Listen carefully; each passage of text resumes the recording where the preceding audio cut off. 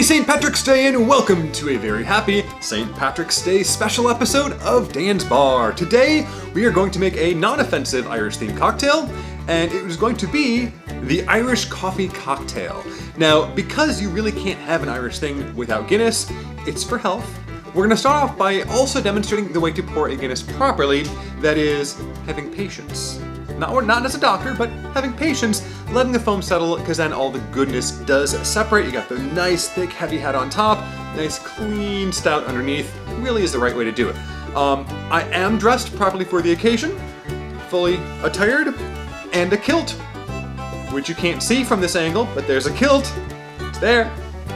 Let's start off with our Guinness, and then we'll move to the cocktail. So to start, we're gonna go ahead and, when I open this, listen carefully, because you're gonna hear the widget. Ready?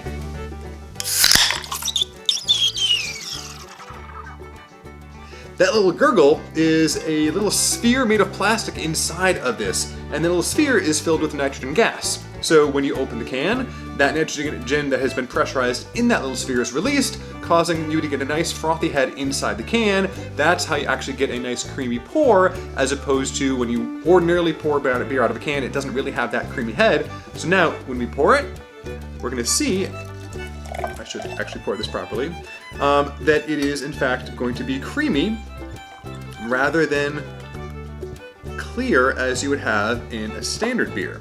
So this is how it initially pours.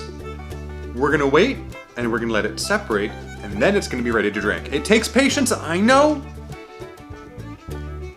It's worth it though. So while we are waiting for our Guinness to properly separate to make it appropriate for drinking, let's go ahead and make our Irish coffee cocktail. Now this is gonna be very similar to a White Russian, because White Russian cocktails are delicious, but I figured I should not call it the White Irish or the Irish Russian or the... Any of those combinations were bad. So because it really is kind of an Irish coffee, we are going to call it the Irish coffee cocktail. We are going to be using a Jameson, which is Irish whiskey, solid. Mr. Black, which if you have always been using Kahlua for your White Russians, may I suggest you pick up a bottle of Mr. Black. It is actually tastes like cold brew. So much better. After trying this, Kahlua now tastes like a sickly sweet artificially syrup, whereas this is just a really nice cup of cold brew with some nice nuances and edges and deliciousness to it. In any case, we're using those two as a base. We are going to add a little bit of bitters because, of course, we are. These are going to have coffee and cocoa. I thought those would work well in a kind of an after-dinner coffee-ish drink. And we're going to be using just a splash of whole milk. Cream also works well. Baileys does not. Just like a Baileys will also curdle in certain other beverages that we are not making today, Baileys will also curdle when you put it in the acidic coffee liqueur. So we're not going to be using that. Milk will not curdle. We don't want a cement mixer. We want a good cocktail.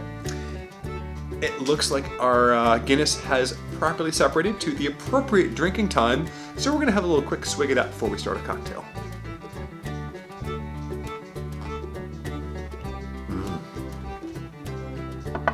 Always good. All right, so we're gonna do 2 ounces of Jameson and 2 ounces of Mr. Black, splash of milk, splash of bitters, and that will be all we need for a very tasty after dinner drink. This could be after dinner, before dinner. It is gonna be a little bit sweet because you got the coffee liqueur, a little bit creamy because you got the milk, but because we're using a Mr. Coffee rather than a Kahlua, it's not going to be as sweet as you might ordinarily expect. So this absolutely would work as an aperitif, just to kind of get your evening started, completely up to what you are in the mood for.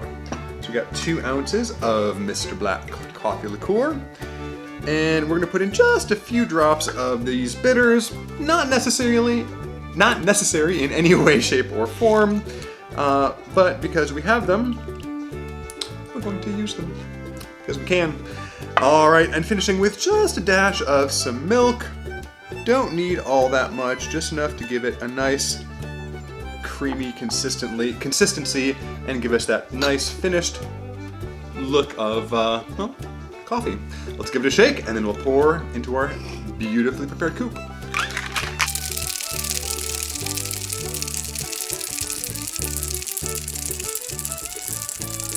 All right, I think that'll do it. Now, could I have put just these two together, poured it in, and then the milk on top to give that nice separated look? Absolutely. Did I? No. I always stir it anyway. I never get the point. Go ahead and give ourselves a decant, and see, it really comes out looking exactly like a nice after-dinner coffee. Some good espresso, and that right there is a beverage. We'll give that a try. I don't know what accent that was. Not Irish. Let's give it a try.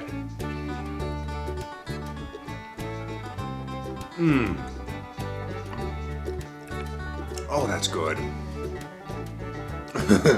Mr. Black is amazing. Jameson is delightful. Very similar to a White Russian, so if you like those, you like this. And the bitters just give it a little added boost. It's tasty. Remember, St. Patrick's Day is a marathon, not a sprint. Be safe, have fun, celebrate Ireland in a way that is responsible. And until we drink again, sláinte.